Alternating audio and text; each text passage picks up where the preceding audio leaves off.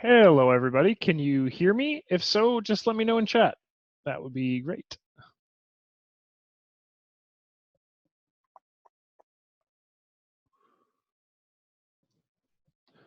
All right.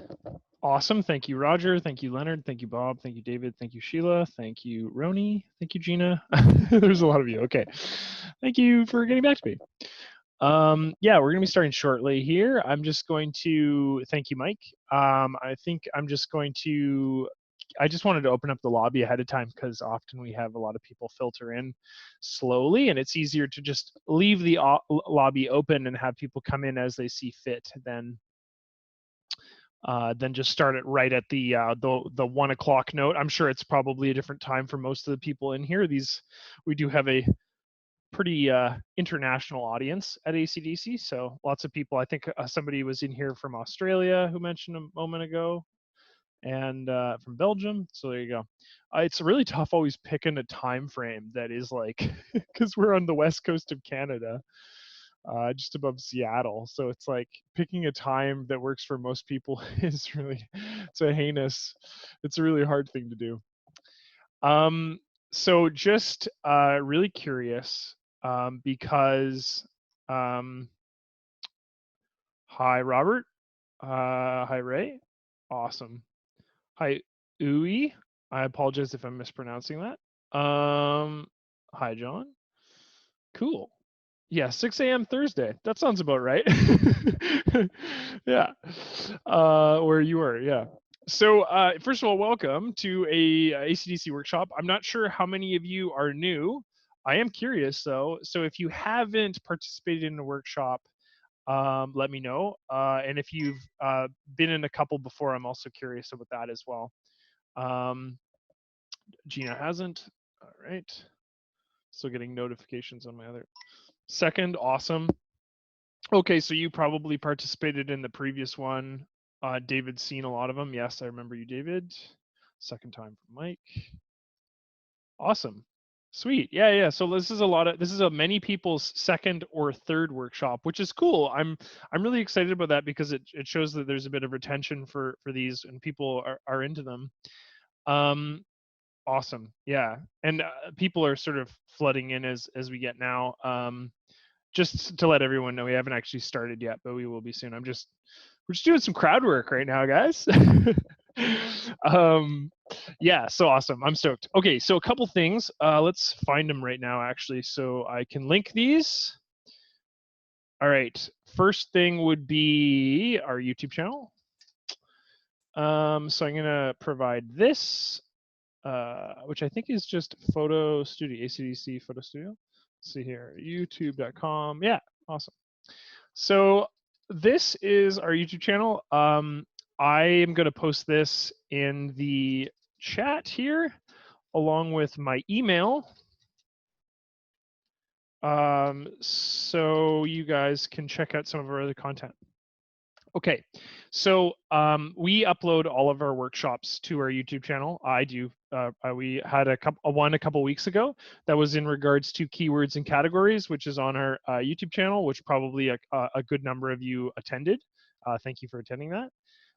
It's on our YouTube channel. I go through the process of uploading those maybe like a couple days after the actual workshop itself. So this workshop will be uploaded to our YouTube channel in a couple days, if not tomorrow. So this is a great way to rewatch the content. So lots of times people are like, hey, I gotta go, like halfway through something, because these can take about an hour and a half to do. So if you got to leave halfway through, don't worry about it, because the content will exist on our YouTube channel. So that's where we're going to put it. Secondly, so I'm a marketer. I work for ACDSee, and I've been with ACDSee for about 4 years now, just over 4 years, I think. It's coming up on 5 years. I've done these workshops for a really long time, and I really like doing them because it's a really good, direct way to get feedback from your user base. So the follow-up to that is, if you have a question, there's going to be lots of questions that I will not be able to answer in this workshop.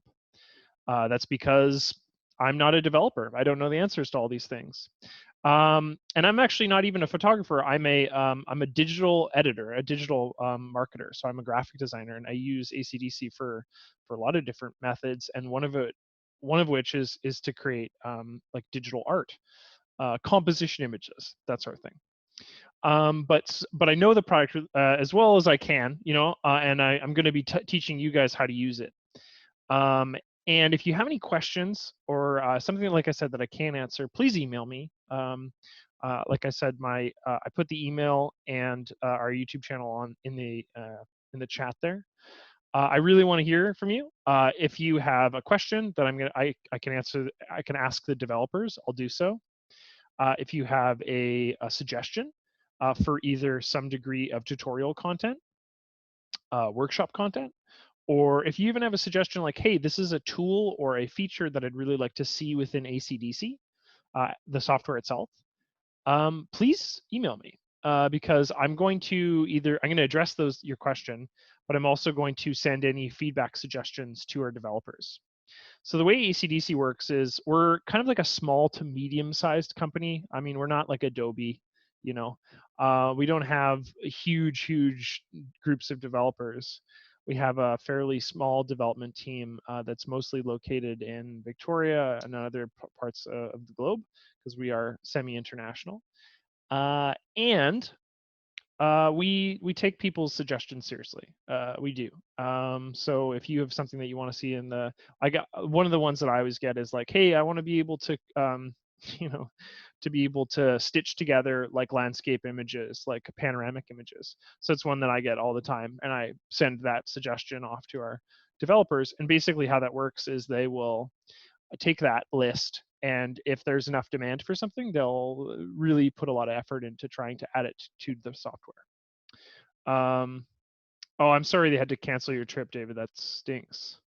Yeah.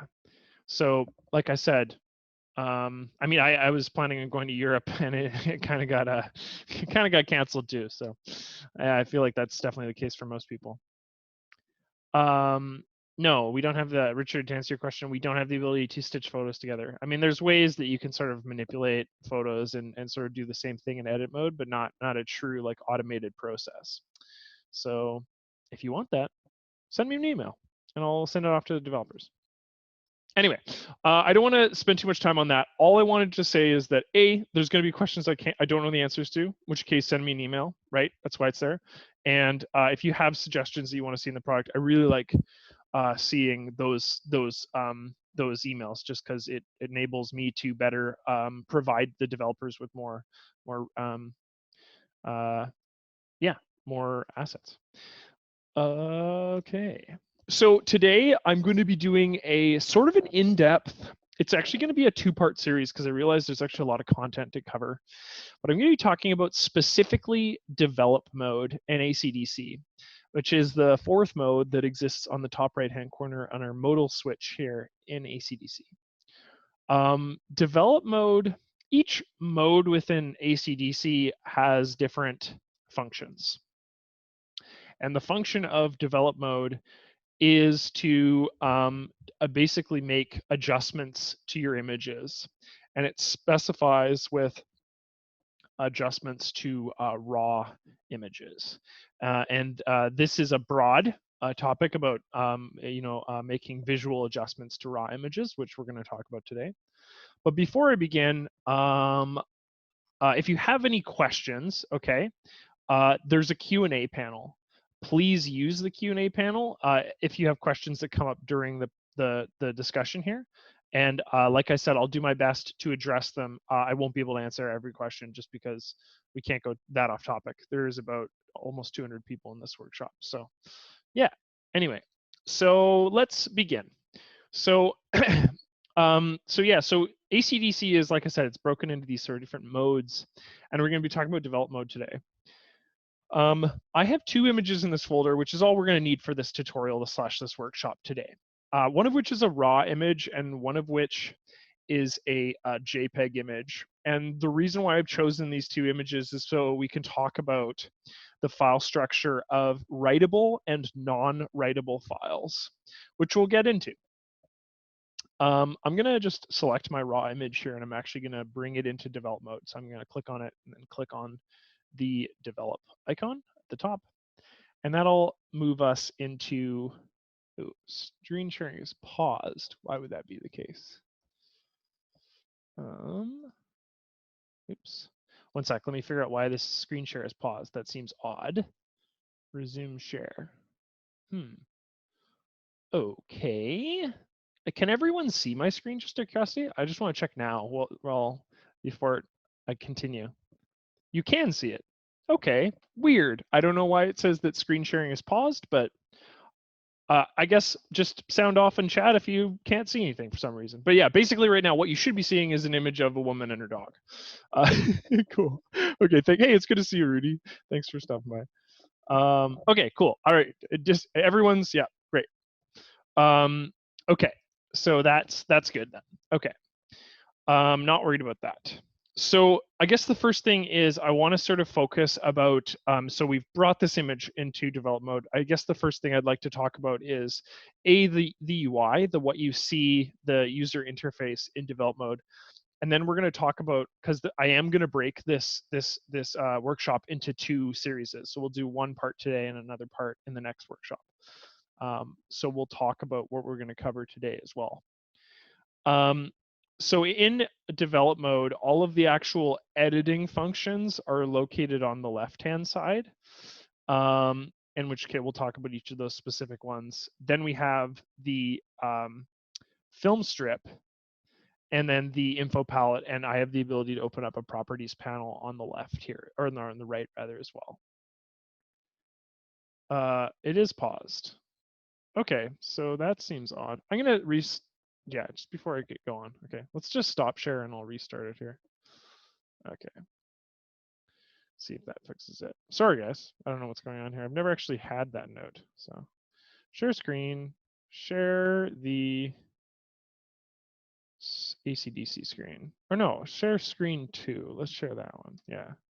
Okay, so now it says it's sharing, which should be good. Reopen all my chat panels here. Okay. Sorry about that. Q&A. Chat open up again. Okay, much better. Awesome. Good. Okay, yeah, sweet. All right, sorry guys, thanks for your patience. I rarely have any issues with Zoom, but I do know that they have made some changes to Zoom recently, just due to the sheer amount of people that are actually utilizing this webinar service. So yeah, just due to the fact that with the whole COVID scenario, so lots of people are utilizing this service. So they might have made some changes to it. Okay, sorry, back on track. Okay, so what was I saying? So the way that the develop mode is broken into is you have your sort of tools, which we're going to get into in a second. On the left, you have the actual preview panel that's in the center here, your film strip, which enables you to tab 2 other images, an info palette, and then properties. I normally keep my properties just hidden in this mode, just if I want to make any keyword or category changes, which we did cover in the previous video. But we don't need to have that open in this case. We can just, oops, there we go. We can just minimize that for now. That's not really the core of what we're talking about. So in develop mode, on the left-hand panel here, we have a couple different things. The first icon we see is a snapshots panel, which is going to be one of the things that we talk about in depth today. So just put a little pause on that for now. But this is where the snapshots panel exists, and this is how we can see existing snapshots that have been created for this image. We then have presets or adjustment development settings cog, which we're definitely going to talk about because development has some really strong preset abilities. So we'll be talking about that as well. And then actually the breakdown of the physical adjustments themselves. And I've just kind of got them all hidden for now. I think by default, you might see a histogram in your ACDSee. I often actually take this histogram and I just hide it for the time being because I don't actually use it as much as I just use my own eye. But the histogram is a panel that you can obviously bring up to see the color displayed within your image, and then I guess the amount or density of each color. To the right of it, we also have a clipping a button, which shows like hard blacks and hard whites in an image. As you can see in this image, there's a bunch of hard whites, so right there. So areas where it's a bit of received too much exposure. And then areas where there was too little exposure, which is these green dots that appear on our subject here, which is where we would see basically, like I said, like a hard or true black. These are kind of just useful for just visualizing your image without eyes. So in essence, showing you elements of your image that you can or would like to maybe correct. Yeah, so those are useful. The next panel is the brush and the gradient tools. And I'm going to stop right here because this is a huge section, and I'll be talking about those independently in the next workshop. Today, what we're going to be focusing on is the tune panel, the detail panel, snapshots, and presets. That'll be the subject of, which I think is already a lot. So I want to make sure that this is fairly easily accessible for everybody. But anyway, that's what we're going to be covering today. So before we begin making actual adjustments to this image, what I think would be really beneficial for everyone to understand first is the concept of a writable and a non-writable file. When I started working at ACDSee, I thought you could just write changes to a raw file. And what I mean by that is, like, you could open up a raw image, just as I have. This image is a raw image. A raw file taken by a Canon camera, or rather a Sony camera, and that I could simply go about going into the general panel here and adjusting some of these making some changes, increasing highlights, contrast, that sort of thing, and then that would apply to our image. In essence, I thought that you could take that file, make some changes to it, and say, like, hey, I want to send this to a friend, or I want to send this to a client, or, you know, a family member, or something like that. And then they would be able to see those changes. And when it comes to something like a raw file, that's not true, because a raw file is not writable. And what I mean by that is you can't physically make a change to your image. What you can do in ACDSee, and what ACDSee provides, is the ability to make a sidecar file. And a sidecar file is the file that contains the changes that you've made. So it exists alongside your raw image. The difference between that and something like a JPEG, for example, is a JPEG is designed in such a way that it is a writable file, meaning that you can make some adjustments like contrast or saturation or vibrance or whatnot, and you can write those changes to the file, therefore permanently altering the image. So raw files, in general, raw is kind of like a catch-all term for proprietary files that your camera takes. So when I go out and I take a photo with my Sony camera, it's taking a very specific photo that is designed or has the way that it's read is proprietary to that Sony camera. There are no digital editing softwares that can truly write to a raw file. That's not the case for Photoshop. It's not the case for Camera One. It's not the case for any of these. The most that they can do, like I said, is create a sidecar file. So let's show you what that looks like. Let's show you where a sidecar file is, why it matters. So all I'm going to do is I'm going to take my raw image here, and we're going to make a simple exposure change. Let's just crank down the exposure. Let's underexpose our image. And then let's go back to our manage mode. We're going to see a couple things. The first thing we're going to see is in ACDSee, we're going to remind you that this image is edited. It has gone through the process of a development change. And the way we illustrate that to you is by this little icon that exists on the bottom left-hand corner of our image here. So this icon means that this has been processed, okay? This has gone through a process.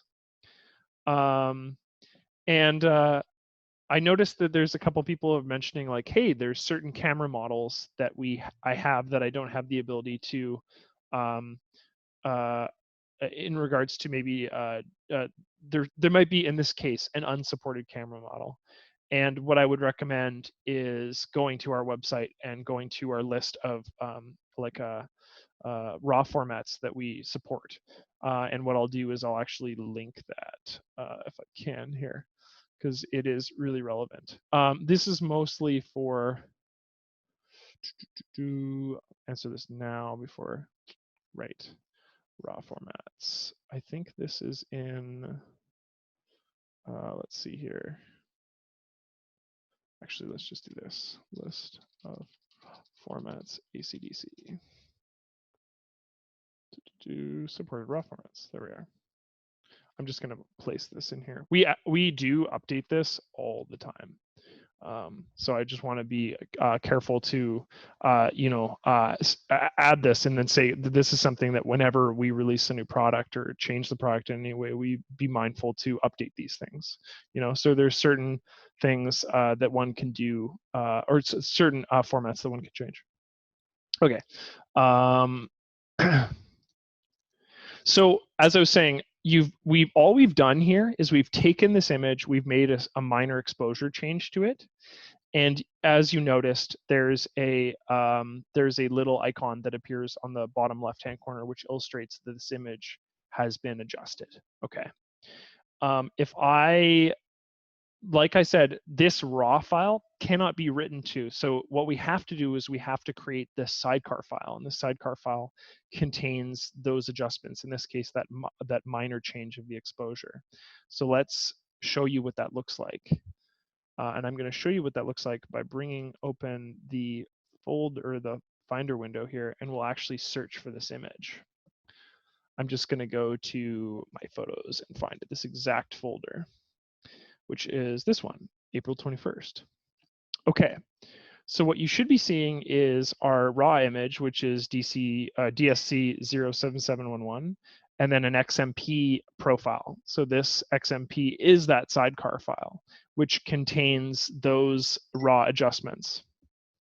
What ACDSee does is if I take this image and I move it to a different folder, it's going to take this image, but it's also going to take this XMP profile that it's created. Normally, this profile that lives right next to it isn't visible. You actually have to be able to go into your properties and say show hidden files and that sort of thing. And so when you go about moving this file, this raw file in ACDSee, it, moves this XMP profile with it when you go to adjust that image. So you can move it wherever you want in your folder hierarchy, right? And it will take that XMP profile and move it with it. So you don't have to worry about separating these two files per se, especially when you're working with an ACDSee in that sense. Now, if I make a adjustment to this JPEG file in develop mode, let's just crank down the exposure once again and go back to manage mode. It's going to once again show me that has been developed, but that XMP file will not exist for that image. So because in this case, that adjustment, that development can be written to the file. One thing that's worthy of noting too is I can reset my images at any point. So if I've made some development changes to these images, I can right click on my image, go to process, and restore to the original. So that's going to take these images and adjust them back to their set values.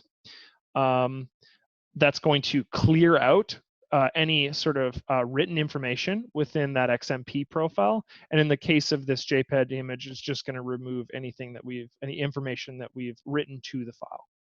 So that's a quick way about going to bring those back to their original states. Let's go back into this image and bring it back up in develop mode. So Peter asked, raw file contains a description for the display of the image, correct, by a computer. When one views the image, what is one seeing? Is it the camera's sidecar file? So when you view when you view a raw file in ACDSee, it's presenting you the raw file with the addition of the sidecar changes. So like it's taking into account what has been altered from the information stored on that sidecar, and then presenting you that on top of the original image.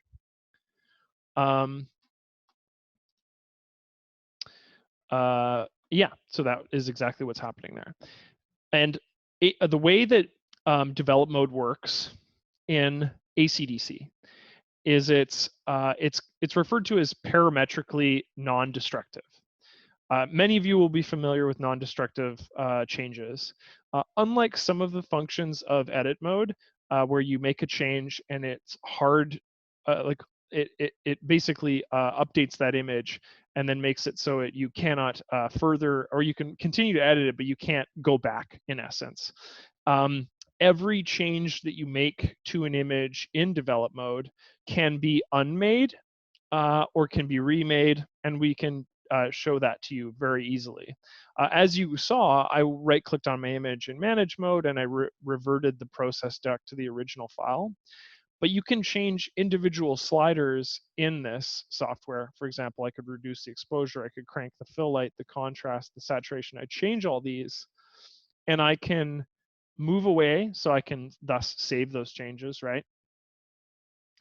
Go back into my image at a later date, 2 months later, whatever, and I could say, actually, no, that contrast change, I want to revert it back to its original values. So in this case, it's going to reset it to 0. So I can reset that original bar by right-clicking on the bar there. I can right-click on this bar to set it to a 0 value. Alternatively, I can also click on this reset group to default settings, which takes all of these sliders within the general tab that you see, which is open right here, and resets it back to their original values. So let's actually talk about the structure of these tabs before we go further. And maybe the one that would be less confusing is to start with actually the detail tab. So the two tabs that I guess we can cover in a little bit greater depth is detail and tune. We'll talk about geometry repair and then the brush tools later. But under detail, we have sharpening, we have noise reduction, we have skin tune, and we have a chromatic aberration fix. When I go to change a slider, like for example, in the sharpening field, this first box here, like I said, the first thing you're going to see is that reset pops up. And that reset is going to be applicable at any point in the future. So I could come back 2 weeks from now and just hard reset this entire field. And then that would be what occurs there. So it'd return it back to its original values. The next is a little settings cog. So it allows you to reset to last saved, apply last used. So if you had a different image that you were working on and you adjusted the sharpening. So say you had maybe like 2 images that you want that have very similar lighting conditions or similarities in terms of their grain, and you wanted to sharpen them slightly. Well, then the last adjustments that you made on one image could then be applied to the next image by doing that. You can also set save presets, which we're going to talk about extensively in a moment, because saving presets is one of the huge strengths of develop mode. Gina asked, is there a way to do selective sharpening, i.e. not sharpen whole image, only parts of it? There is. That's actually going to be a huge topic about our next workshop. That has to do everything to do with the develop a brush or the gradient tools. Unfortunately, just due to the sheer amount of things you can do in develop mode, I won't be covering that today. We'll just be talking about general changes and general preset making. But yes, absolutely you can do that. Just to answer your question, because I know that there's probably a couple people thinking that as I'm talking. Thanks, that's a great question, Gina, thank you. So, so we were just talking about, so this is how we can go about adjusting certain fields and saving presets. In this case, you could save the sharpening presets as you saw fit, and then apply those changes to another image that had similar sort of lighting or noise, sharpness, that sort of issues. What you might also notice is that there's this blue icon. This blue icon does two things.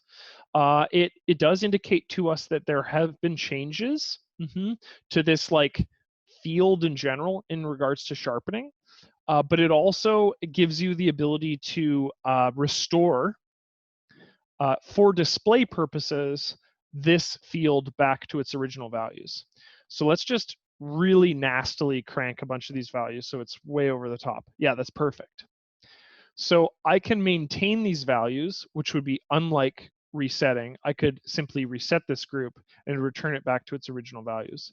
But if I wanted to keep this excessive changes, but then preview the image without that change applied, I could simply click that activate, deactivate button. Those of you familiar with edit mode will think of this very similar to the hide unhide icon, that is the eye next to a layer. They work very similarly. Yeah. There is a way to save brush strokes, and again, that will be a topic for the next workshop, but yes. So in terms of the structure of these different fields, the important thing to remember is that you have your reset icon that can reset the entire box, in this case, the sharpening section. You can individually reset any field by right-clicking on the slider itself, and it will return it back to its base values. And then you can unhide or deactivate a group entirely. Let's take a moment to talk about, we can come back to these, but let's take a moment to talk about the actual snapshots themselves, because this is another thing that is stored within XMP profiles. I'm going to go over to the Tune tab, and let's open up just something like Color EQ, for example. Okay. So during the development process, there might be, I don't know about you, but I definitely will have different instances of an edit that I like, in the sense that I'm working through and I'm like, well, I really like a version of this image that has a greener color to that of the grass around our subject here. But I also like it to be a little bit drier looking in addition to that too. So what I might have is I really might like this green color that appears in the grass, but maybe I also like it with a white balance that really cranks up the gold. So I get a lot more yellow, and I get a lot more warmth out of that grass. So if that is the case, and I'm working with these, okay, well, I've got kind of opposing thoughts in regards to these different versions of this image that I might like, that is the benefit of snapshots. So what we can do is we can take individual like flashes of this image, individual sort of like storages of these changes, and then reference them in the future. In the case of temperature being adjusted, so I've really increased the temperature, let's just create a snapshot that we can reference. This will make more sense once you see it. So I've increased the warmth. I'm going to open up the snapshot panel, which is this top section here. And I'm going to save a unique snapshot for this image. So I'm going to click on the plus button. And let's name this. Let's just call this warm grass as an example. Okay. I'll hit OK. And then let's revert all of our fields back to their original values. And instead of individually going and clicking on resetting these groups, what I'm going to do is I'm going to reset the image to its defaults using this top button right here. Okay, so it's going to return all the image back to its original values. And then I'm going to go to the color EQ panel, and then let's just let's really increase the hue of the green in these images. Okay, so I've got a question here from Jonas. Are these functions available also in the Mac version? The Mac version is not as advanced as our PC version. Some of these functions are available in the Mac version and others aren't. And I will repeat the snapshot, yes. So we've we've taken a snapshot that had one change. That is an increase of the white balance. And we're now going to make another snapshot with a one change, which is creating a greener looking grass. So once again, once we've made that adjustment, I'm just going to go up to the snapshots pane and click the plus button. And then let's just call this one green grass instead. And what I can do is you'll notice that these two snapshots have been added to our snapshot hierarchy here. And what I can do is I can revert this image at any point. I can click on warm grass to reload those qualities, or I can click on the green grass, for example, to reload those qualities as well. So they save sort of instances that reflect changes to these sliders, these fields here. Let's illustrate that once more. So I'm just going to revert this image back to its original values, and you notice that all of those little reset fields go away, and the image is reproduced in its original appearance. And if I click on the warm grass, you can see that both the white balance and the color EQ have deactivatable categories here, which means that this white balance has therefore been adjusted to 56, which is what we set it to before. So so no, you can't have two snapshots applied at the same time. But what you can do is you can have a snapshot and then make an adjustment to that snapshot and then add more fields. We're going to talk about presets in a moment here, where we can apply some of these effects, like the effects of, say, this warm grass snapshot, to multiple images. So we're taking a step back. As it stands right now, these snapshots only apply to our image here. Let me show you what I mean. This snapshot doesn't apply to other images. If I go to manage mode, there's going to be a couple changes that are illustrated in the bottom left-hand corner of our image. So again, this is a raw image. There will be an XMP profile that contains some information in it. There is a development icon, which shows that there's been development changes that have been made to this image. And then to the right of that development icon, there is a snapshots icon. And what that means is it's just a reminder to us, the viewer, that shows, in this case, this image contains snapshots, like a list of things that we've saved that reference some specific values. In the case of our warm grass, a white balance. In the case of our green grass, a hue change onto the green slider. So, but like I said, you can't necessarily take those snapshots and then just apply them to a different image. If we go to our foamy beach image, it's going to have its own snapshots field. It's not going to have warm grass. It's not going to have green grass. It's considered its own object with its own XMP profile, like this, where that information would be stored.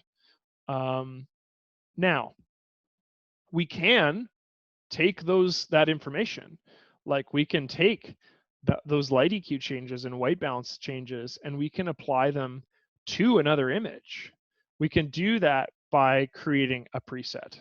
But before we talk about that, I received a bunch of questions. So I'd like to answer those questions individually, or as many as I can, before I continue with talking about presets.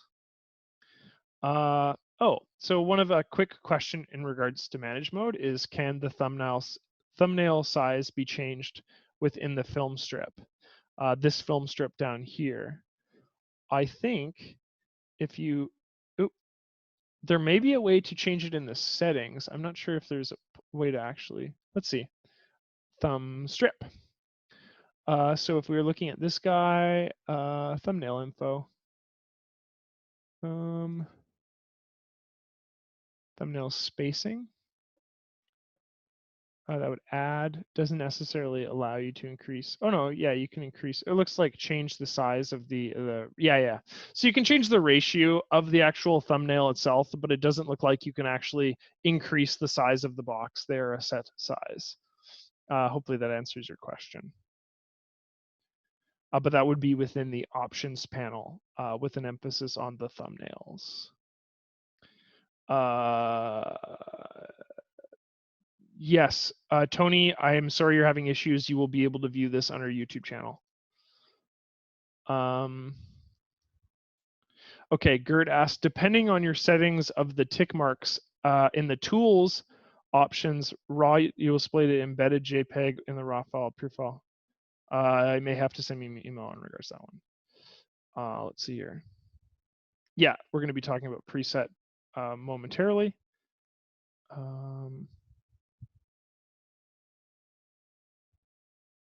Okay, that's all. All right, so let's continue on talking about, I want to go back to our image with the dog here, and we're gonna actually make some attractive adjustments to this image, and then let's create a preset based on those changes.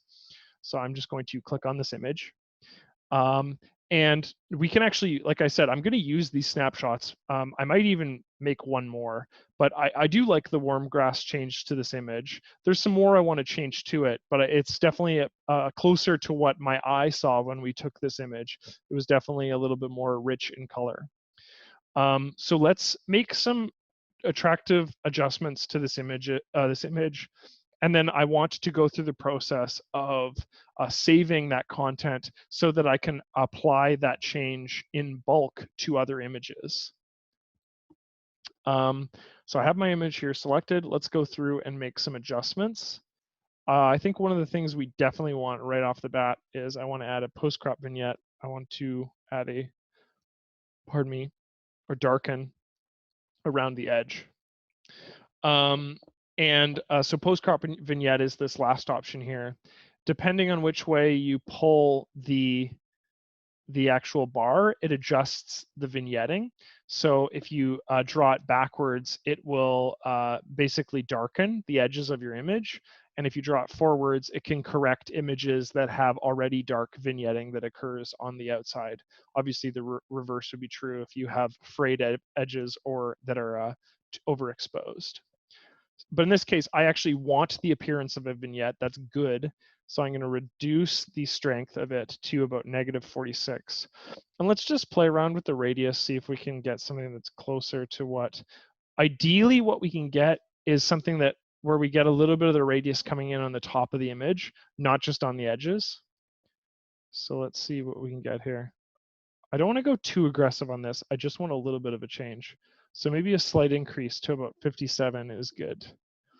And I'm happy with that change, so I'm just going to minimize that. Again, we can see that our reset icon appears right here. We can deactivate this group if we want to see it without, but we like it, so we're just going to leave it. Let's make some other changes as well. So the white balance we've already adjusted. I like that. I think we will still bring up the greens a little bit. And I want to bring up the blues. I actually want to address the white, how white this this skyline area is here. So let's go into light EQ and maybe bring down the highlights, and I'll probably bring down the midtones slightly as well. Light EQ and some of the other tools within this mode have a modal drop down. I'm just using our basic modal drop down here. But if I go to basic and to standard, you're going to see a very different setup as to how we can adjust these values. And then advanced as well, which has, again, a different method. Let's sort of look at standard here. This is probably the easiest to explain after a basic. So we have overall brightening sliders, which, as you can see, have washed out our image, but they give you a this sort of the center portion here, which allow you to change or bring up those sort of individual sliders. These sliders reference different points of light in our image. So if you brighten already the areas, like at the very right here, this is like adding white to areas that are already quite bright, in this case, like the background, versus the bottom bar, which is we could be adding blacks to elements of the image that are already dark. Obviously, this looks terrible, but as a reference of like what you're doing when you increase these bars. So this bar at the top here references like whites and highlights, and this bar at the bottom here references shadows and references blacks. So when you add more black to your black section and to your shadow section, this is the result of that. Let's reduce that. And let's actually just think about what we want to do here. I think what we ideally want to do is have a look at some of these highlights here and adjust them so that we bring a bit more darkness, so we can get a bit more detail out of the clouds that appear here. I want a bit more contrast in there. Let's just tweak this slightly. So this mode versus the advanced mode give you 1, 2, 3, 4, 5, 6, 7, 8, 9, 10 points of contact.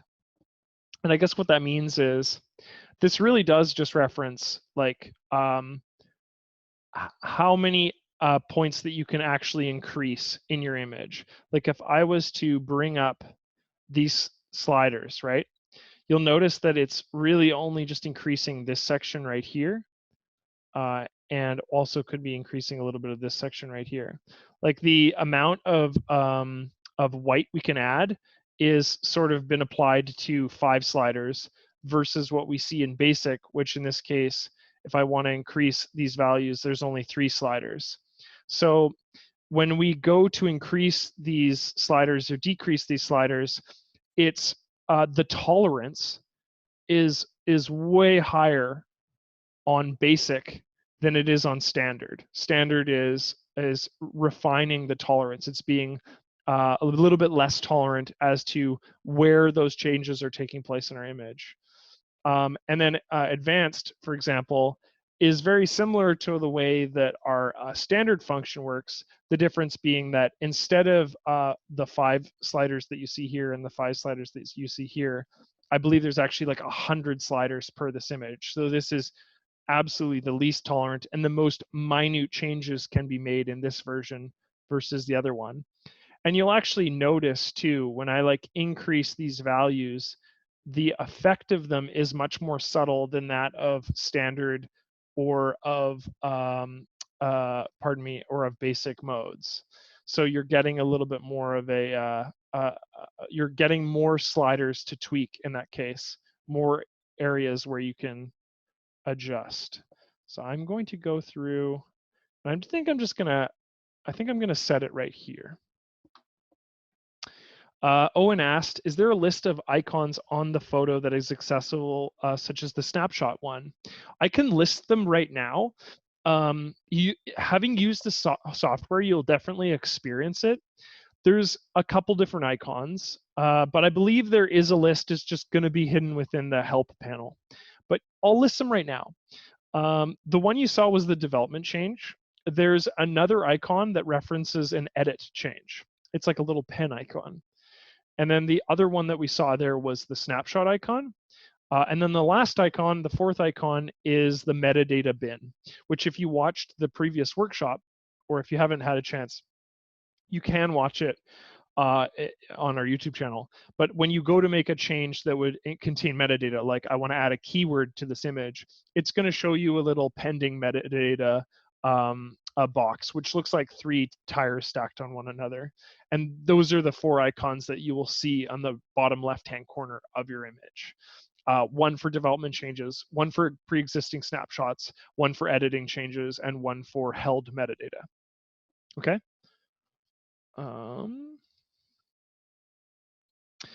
Peter says, please explain what happens when you use the mouse on the actual image to change light EQ. Yeah, so when in the light EQ panel, you'll notice that I have the ability to change individual sections. So this is like a smart way of interacting with advanced mode. I don't actually have to draw these and use the actual, the graph itself here. What I can use is the actual image itself to make adjustments to the image.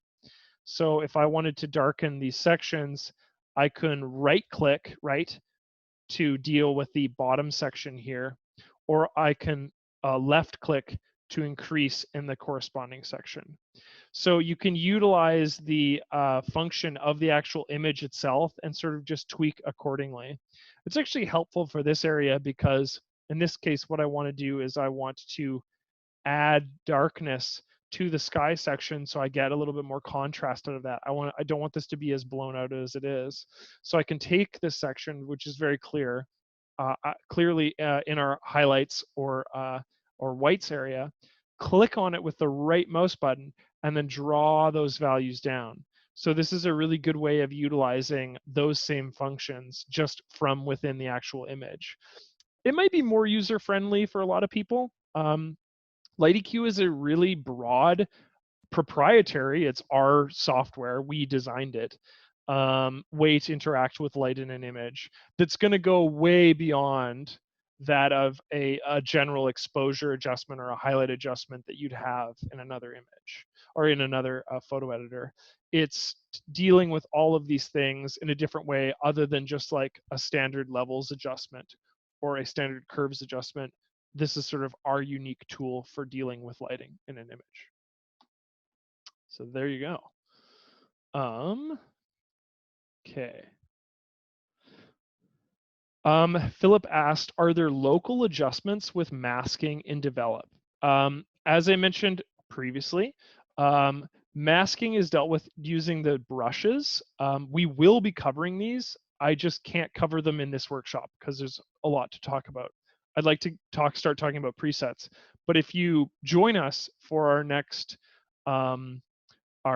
workshop, I'll talk more about masking out an image using the brush tools. Okay. Okay, so Rick asked, I think in regards to the light EQ change, let me just get back into that mode. Please show right click to lower light. So if I was to lower the light, we already did that a little bit in the sky portion here, but if I was to right click on the area where our midtones are and bring that down, you'll see that it darkens it in the same respect. Okay, so it's taking the area that have similar tones, midtones. There's a couple pre-existing shadows and that sort of thing in this area, but it's taking those and then darkening those sections to correspond with that. So these can be done in pretty much, like I said, any area of the image. It just requires a little bit of flex. Now, if you were to like really drag down, looks like right here, we're dragging down like shadows and blacks. You can then, if you've sort of reached an area where you like it, you can go in and sort of tweak these values a little bit as well. So just again, working with right click, left click, those sort of areas. So hopefully that's helpful. Okay. Awesome. As a generalization, do you personally use light EQ before exposure changes or after? I only use light EQ. I rarely use exposure changes in ACDSee. Again, I'm not a photographer per se. I am a digital editor or a graphic designer, but I have done graphic design in ACDSee, and light EQ is a good tool. It's a really good tool. It's a good tool in edit mode where I would use it predominantly. I'm less interacting with raw files, which is what development mode is for. I'm more interacting with composition images, but I do regularly use light EQ. And I've used it in all of its sort of different renditions, whether it's be in advanced mode or basic. So I would recommend playing around with it and getting a feel for it. It's a very, very versatile tool. Yeah. Andre asked, can the versions be compared side to side? They can be in manage mode. They can't be in actual develop mode. That's part of the reason why this snapshot function is useful, is because you can go in and you can apply. Again, I can go warm grass.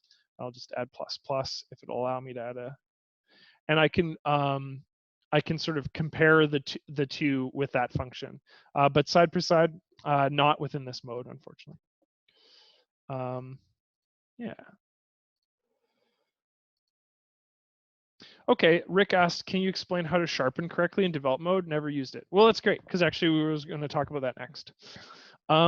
So let's have a little look at our original image before we go on to sharpen. So these are with all the changes. Let's look at them because we can. Temperature change, okay, 1. Light EQ change, yep, we've definitely brought down the so we can see more contrast in the sky. Let's look at the color EQ. We've adjusted both blue and green. And then we've added a post-crop vignette, and we've actually saved this snapshot as warm grass ++. Okay, so if we then go over to the detail panel and we address sharpening, right, which is what we're talking about, let's open up the panel here. So we can massively increase the sharpening of our image. And if we click on an area, we can actually watch how the sharpening is going to change the fur, for example, on our subject here. Now, again, just to reiterate, you can sharpen in selective portions of your image, but that would be with the brush tool. And we'll talk about that next workshop. But for general changes, you can increase the sharpening and then witness sort of how it will affect those areas by moving this little box here. Now, yeah, mask. That's a good question. Some of these functions too, I'm also not necessarily the most familiar for, but radius is going to a change. So in this case, again, it's a general change. So if we change the radius, it's going to adjust where the sharpness is going to occur on our image. So it will adjust in the very same way that when we want to go add a vignette and we adjust the radius of the vignette, it's going to do the same sort of function. And then threshold, you can massively increase the threshold to when we go to adjust like overall sharpness of an image. The threshold is the way that we can sort of preserve the detail that sharpness is adding to an image by but also limiting so you can get a bit of smoothness out of it as well. So it just basically controls some of those values. If we just crank radius, you'll notice that some of the areas around, especially in the center here of our subject, become very like washed. It almost looks like a pastel change to our image. I would prefer this image with a little bit less radius. But I definitely want some sharpness changes to this image. So let's just play with these fields a little bit. I'm just going to show the original here and then deactivate it with the focus maybe on the head here. Let's reactivate it.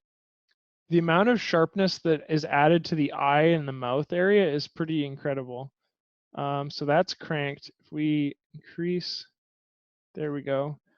As I increase this radius, I'm noticing that whites are popping way more. What you may notice in using this little preview window here is that when the radius is set to 20, you're starting to get like very clean, bold lines that indicate like where that color exists, where the white on the top of the face is here. If we reduce this, there is more of a blend of that area than there is a very clear identifiable area where the white always also seems like the same color. So I guess as you increase the radius, what you're getting is these colors, especially like hard colors like white, or in the areas where this orange is or something like that, you're getting a little less, you're getting a little more of a definition around the edge of it. So it's really trying to define, it's almost putting like as you will, like a stroke around it, versus a lower radiuses where there's more fuzz you can see in between and more of a progression between those colors. Yeah. So you can see that these changes can really affect, I don't know, let's adjust the mask entirely too. Oh yeah, if we really reduce the mask, then we're getting way, way more pointed, especially in regards to areas like where you see these fibrous details, like on the snout, the mouth. As we reduce that, it's starting to really sharpen in that area too. You can see these hairs and individual hairs a little bit easier than with that reduced. I would say that, again, I'd really play around with these tools. I like it with more sharpening than not. Let's just preview it again without. I really feel like that's, actually really just affecting our subject here more than anything else. A little bit of the chip seal on the ground as well, which is very noticeable. But I think it's really attractive in having just adjusted a couple of those values.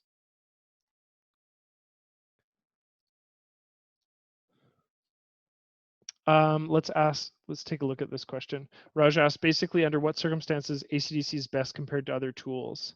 In regards to the software, Raja, or in regards to like develop mode, for example?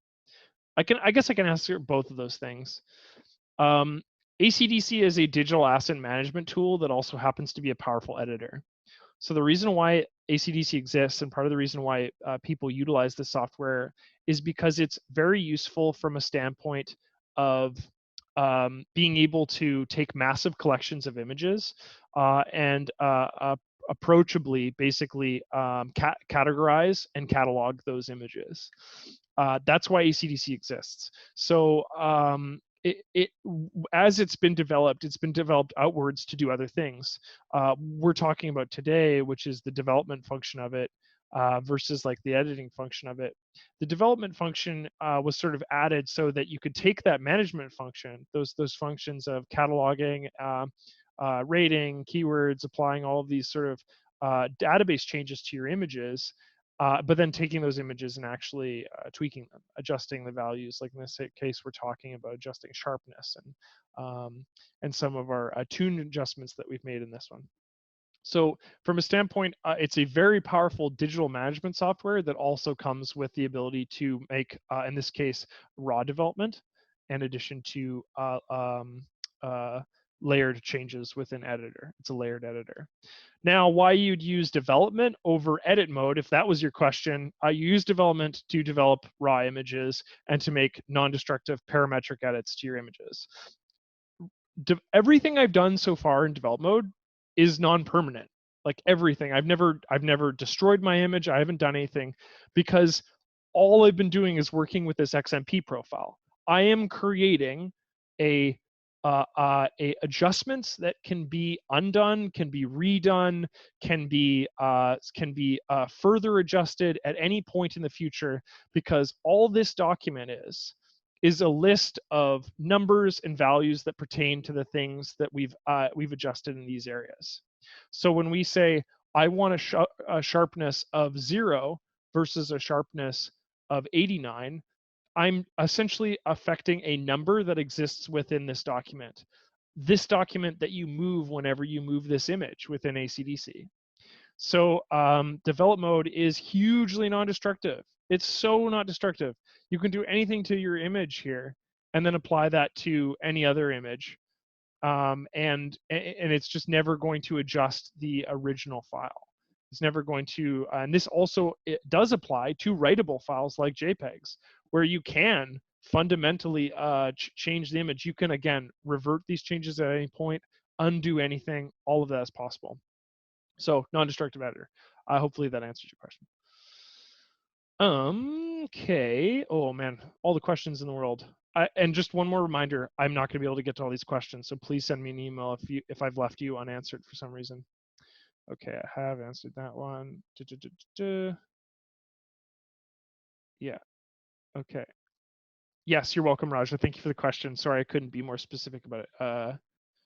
XMP, the XMP is standard. Yes. I do believe that that is also the case for other softwares in the way that they may address the issue of not being able to write to raw files. Now, does that mean that they're going to be able, another editor will be able to view an our XMP file? No. They're proprietary files. You can only view one within ACDSee. It's like, otherwise, like, yeah, why would you buy another software if you could just view whatever changes that were already pre-made to? So no, they're not they don't speak to each other, right? But I do believe that the XMP file type is actually used in other softwares as well. Hopefully that answers your question. Is RAW really better than JPEG besides non-destructive? Better is an interesting term. RAW files are generally larger in terms of their actual the amount of visual data they contain. It entirely depends on what you're doing with your file. In terms of raw files in ACDSee, a traditional workflow is take a raw image, bring the raw image and catalog it, that sort of thing.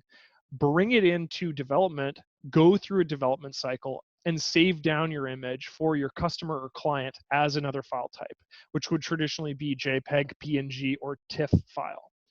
So what that looks like is I'm making the development changes to my raw file, but then I'm saving those development changes in another file format. Raw files contain way more information than even a TIFF file does, which is probably like our second biggest in terms of files that we can actually write to. Better? Nah, not really. They're just kind of different. They're for different things. But it's pretty common for photographers to generally shoot in RAW, and then sort of work backwards from that and work with those raw files, make adjustments to them, and then save them as a different file format. It's very rare, I think, that you're going to be providing a customer or your client a raw file, just because A, they're rather unwieldy in terms of their size, and B, they're like the best quality version of your image. So why would you provide your customer with the best quality version of your image? They're supposed to come to you asking for like certain adjustments, that sort of thing. So I don't know if that answers your question, but it's highly customizable and very unique based on your experiences. Okay, I don't want to get too much further without talking about presets, which doesn't take very long, but it's really strong. So I'm going to save one more snapshot. Okay. And I'm going to save it as worm. Actually, let's just save it as perfect, I guess. I don't know. Perfect is just an easy way of looking at it. Okay, so I have all these different snapshots. So I have 4. I can revert back to this worm grass one. I can revert to this green grass one. I can go to the green grass plus. I can go to the perfect, which included the sharpness. Okay, so I have all these different snapshots. Now, like I said, I can't take this snapshot because it's only within this file, right? It's only contained within that XMP profile.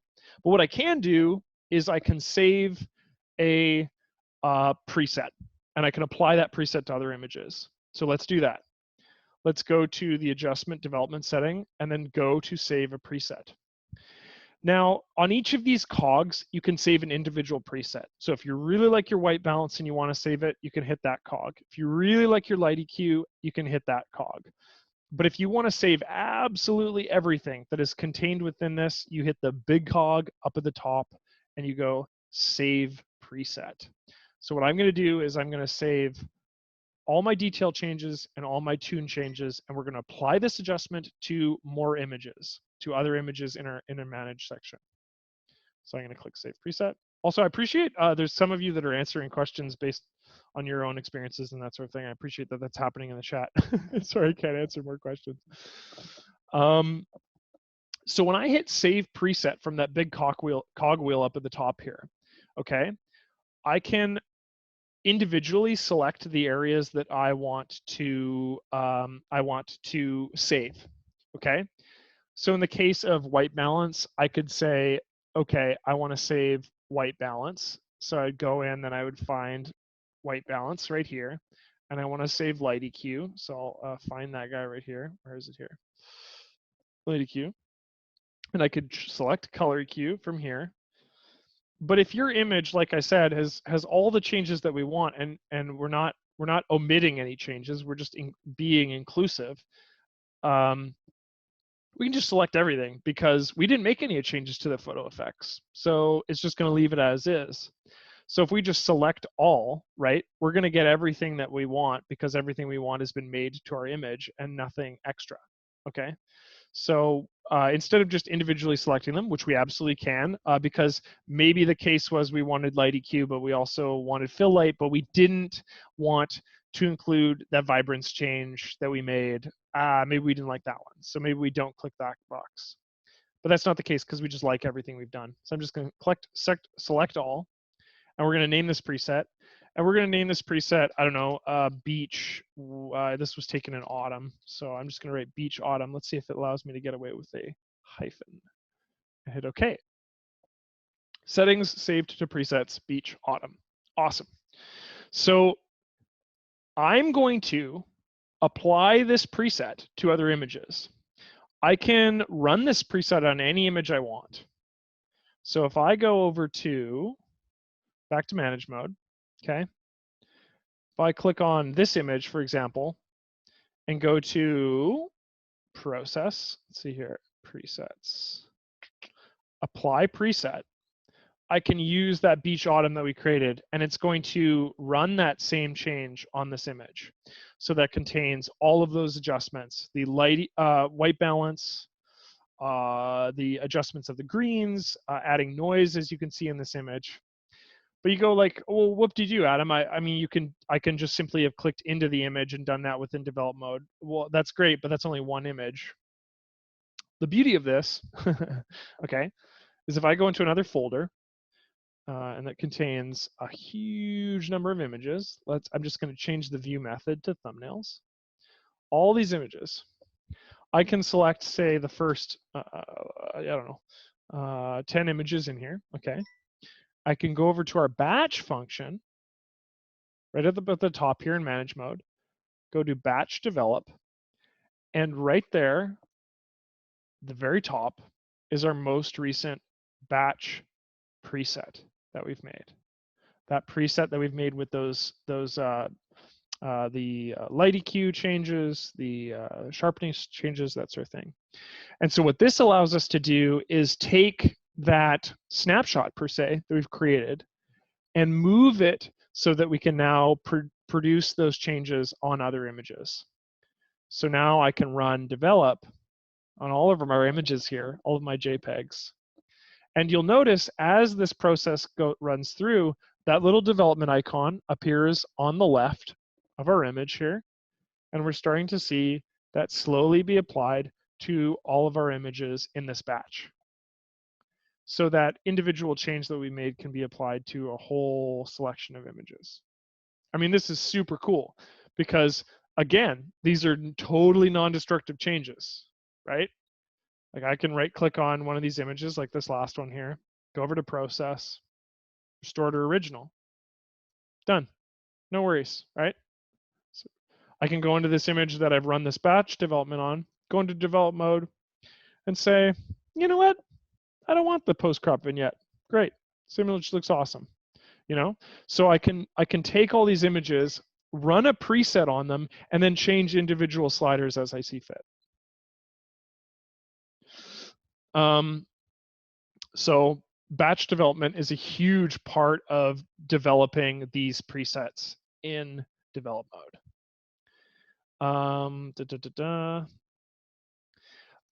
Jeff asked, is there a good reference book that explains all the technobabble related to the images, e.g. hue, saturation, contrast, brightness, etc.? That's a great question. So in the past, I mean, first of all, the thing you can do is you can always just go to the help contents and then look something up. So if you were curious about anything, you can always just bring this up at any point. But I'm going to be honest, I think the best research, best resource for something like that, especially if you're like, hey, what does post-crop vignetting mean? Or what does chromatic aberration mean? The best place is just Wikipedia. Like Wikipedia is an awesome resource for something like that. It gives you the right language to use. It shows you examples and that sort of thing, especially if you're a new photographer and are slowly learning that vocabulary. And I'm going to be totally honest. I have never claimed to be a photographer, so some of that information I don't know. I just know how to use the software, you know, and how those tools can then be applied to images that have those specific issues. You know, that's really up to the user in that case. Anyway, hopefully that's helpful. But yeah, there's lots of methods within the software and out of the software. I'm going to look at some of these questions here. Okay. Do we need to click save or done in the left corner, or is it saved automatically? That's a great question. Let's go back to our image here. So well, I've been just clicking manage mode to leave the image, which is sloppy, but it does save the image if you've made any changes to it. So if I've gone into develop mode here and I've soft focused, increased the strength of that, and I go to manage, it says applying changes, which is basically saving it in this case. Also, you can click done. There's these functions down here. I believe if you just click save per se, what it really means is export. So if we go color LUTs and we go golden, for example. Okay, we've made a golden change to this image. If I click save, it doesn't, this is a bit of a deceptive wording because really what it means is export it. Because I like, in the case of working with raw images, you can't save those changes to your raw image. What you'd really be doing is saving a version of your image in one of the file formats that we can save as: BMP, GIF, JPEG, PSCX, I've never even heard of that, PNG, PSD, that sort of thing.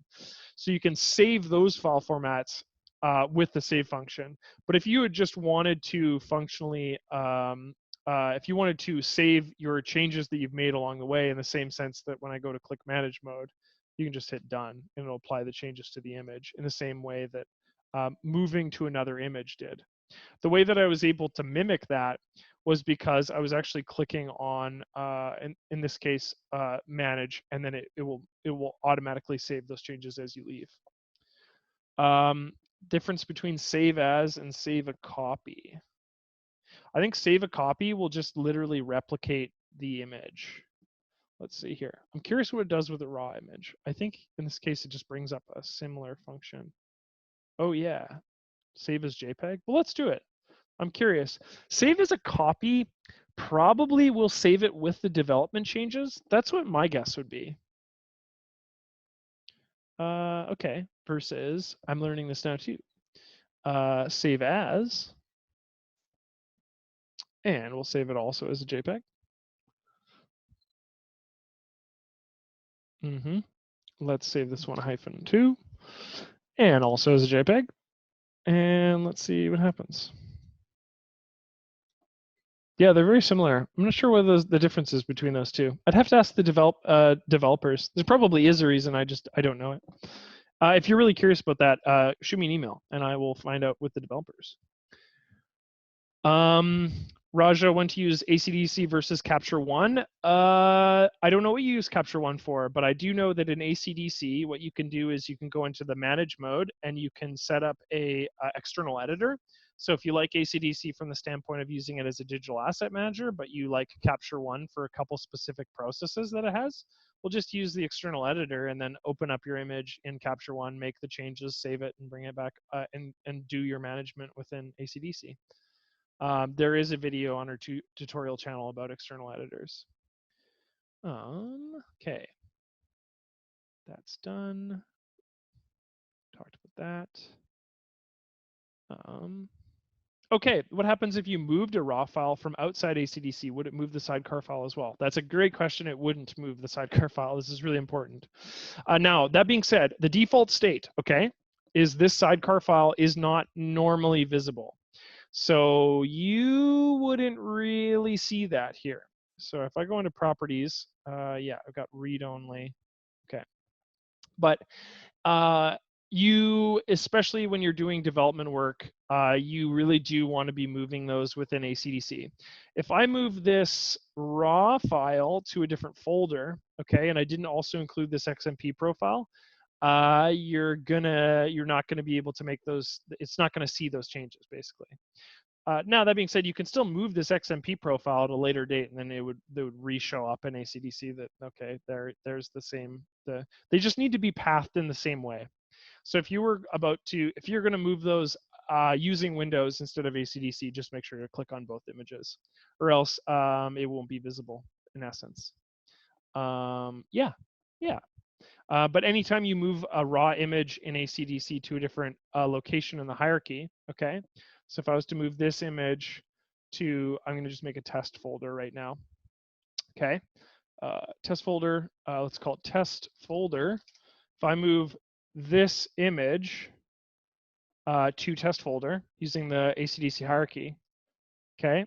And then we open up test folder, we're gonna see that XMP profile that was moved along with our image. You also notice that because of the icons in the bottom right. Where's test folder? Test folder, there you go. So if you want to reduce the issue, that's the way to do it. Friends, it is 2:15, so it's almost been an hour and a half. I have covered everything I wanted to cover in this workshop. There's more to cover in develop mode. We covered about half of it. We still need to talk about brushes. We still need to talk about geometry and the other tools.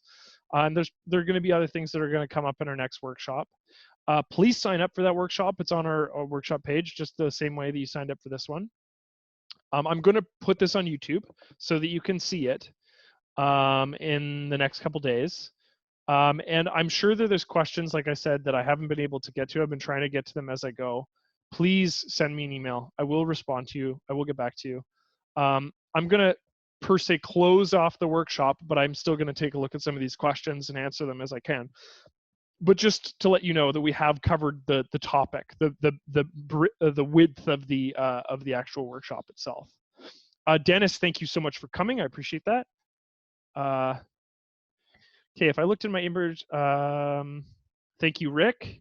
Oh, yes, my email again for everybody. Okay, well, let's just copy, yeah, aprice@acdsystems.com. And earlier I included also our YouTube channel. Let's grab all that. You guys are really having a chat fest here. Can't even. Thank you, Leonard. Thank you, Bill. Thank you, Perry. Thank you, Terj.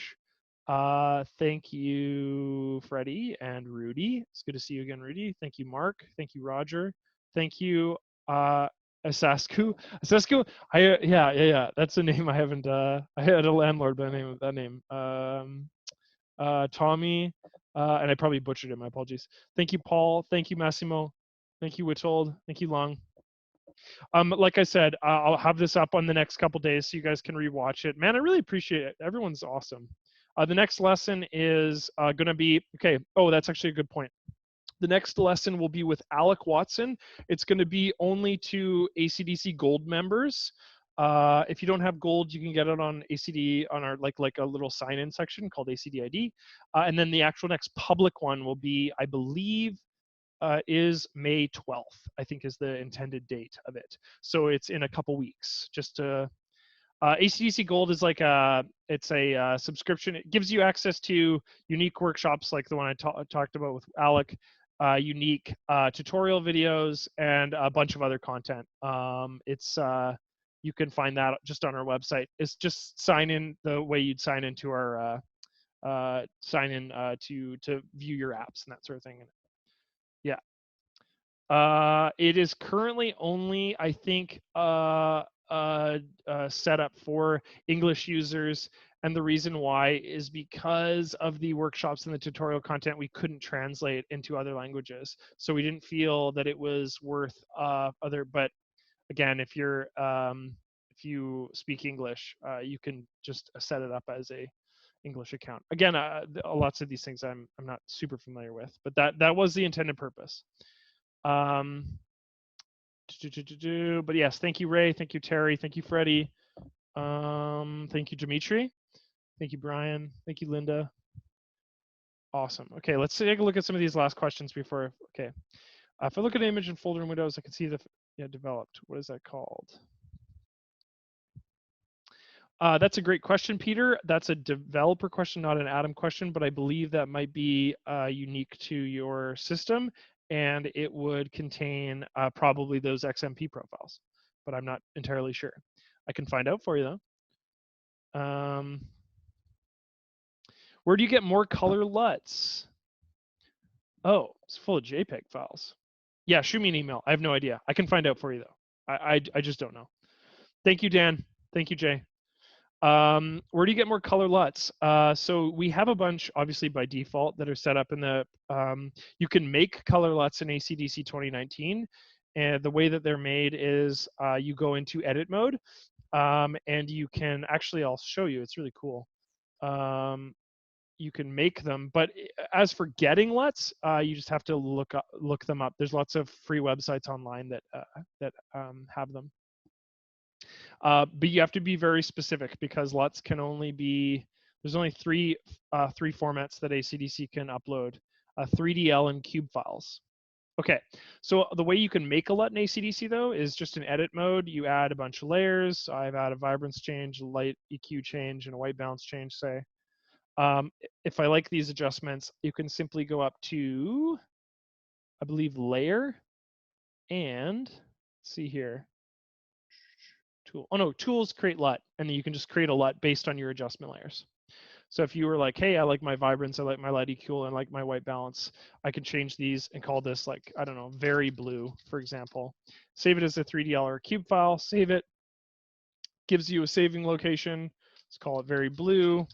And what's cool about this is it allows you to mimic adjustment layers in develop mode.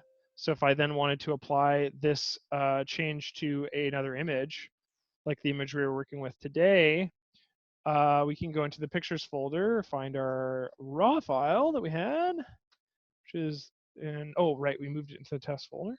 So if I look at that guy, if I bring it up in develop mode, I can actually apply a color LUT. In this case, I can apply a color LUT, which is the very blue LUT, and it will run those adjustment layers on this development image using this LUT file that we created, this 3DL file. So there you go. That is LUTs. So as for where you find them online, I mean, I don't know. You can look them up. There's probably a bunch of different websites. Peter, thank you so much for tuning in. I appreciate it. LUT is a acronym. It's called a lookup table. So LUTs historically were used for film. So what a LUT is it's a way back in the day when film, the actual physical object that is a film, films were made by a bunch of different manufacturers. Turns out that different manufacturing methods of creating film results in different appearance of movies, because when they went to make a movie, and say you're using like Rogers film, it might have had like different color. There might be a little bit more of a grainy texture to it. It might be more blue, it might be more gold, whatever. So in the back in the day with film, there was a very distinct look, especially with older films. You can see that certain films had a specific style, a stylistic style to them. So when digitization occurred in the, I guess in the early 90s, and up until about the early 2000s, they were looking for methods to mimic the appearance of old film, and they did so by creating lookup tables. And lookup tables are in essence an overlay. It's just it's a thing that is placed over top, a filter in essence that's placed over top of your image, and it does its best to mimic the appearance of a traditional film, and that's all it is. LUTs in movies, I mean, in digital editing software for film, right, like Premiere or something like that, you can apply different LUTs that make your film look like, have a sepia tone or have like a cool appearance, like a Bond film was going to have a different lookup table to that of a like a romantic comedy, right? They have different visual appearances, different warmth to them. So in the photo editing world, the same thing applies. It's a table that has been applied with different sort of profiles and information that changes the color of your image. So that's a brief history of LUTs for you. You're welcome. Thank you, Alan. Exactly, Gary. Like Fujifilm was more red than Kodak. Couldn't have put it better. It's exactly what a lookup table is looking to mimic. It's looking to digitize the process of film in that sense. You're accommodating for structures that are no longer in place. That's why people love shooting. I don't know, like those. What do they call them? Those, like, the ones that you have to wave in the air. Because anyway, I don't know where I'm going with this. Okay, but that's good. Good enough for today. I think we've answered all the questions that came up that I could answer. Polaroid. Thank you. Thank you. Okay, I'm gonna take off. I appreciate everyone coming by for this one. Like I said, once again, I will place my email in the chat just in case you guys weren't able to see it. It's aprice@acdsystems.com. Shoot me an email if you have questions that I wasn't able to answer, a comment or a suggestion for a tutorial or workshop, or a suggestion for a feature. We love to hear from you. I'll do my best to get back to you as soon as I can. And please sign up for our next workshop and consider looking into the delights of gold, ACDSee gold, if that interests you. But thanks so much, guys. I really appreciate it. And I'll talk to you next month. Awesome, for Develop Mode Part 2. See ya all.